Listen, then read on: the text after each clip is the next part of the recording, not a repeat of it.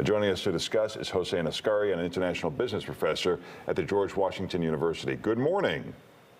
Good morning. Nice to be with you. Is the motivation here have something? Is it purely economics or is it political? Does it have something to do with the war and siding with Russia?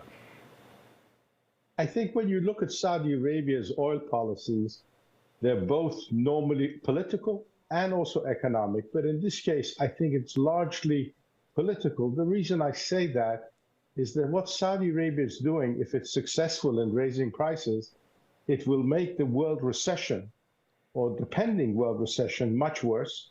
It will hurt developing countries, and it will in fact be detrimental to Saudi Arabia's long-run intention of having a good market for oil.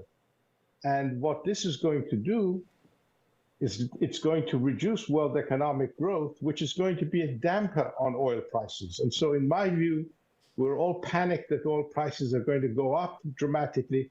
I do not sign on to that, but I think this was a political decision that I think Mohammed bin Salman wants to send a message that he's a tough guy and he's not going to be pushed around by Mr. Biden or by anyone else.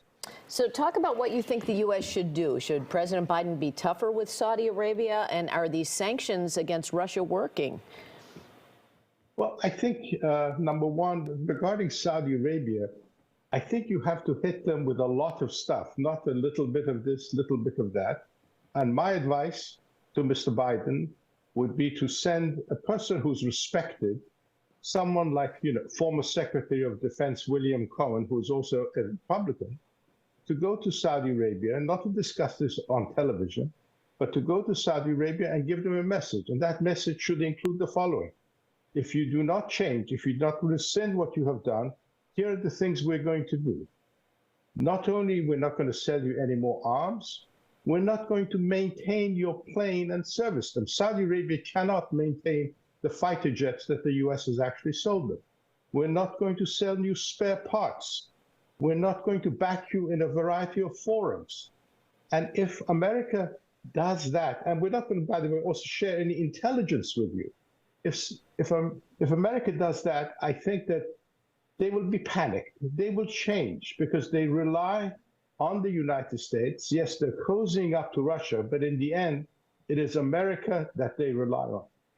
In the meantime, just to wrap this up, do you see gas prices going up 20%, 20 cents a gallon, 40 cents a gallon, or not at all?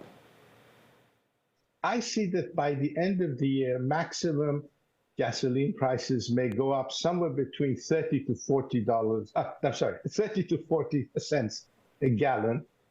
And again, the reason I say that is because the world economy is actually slowing down.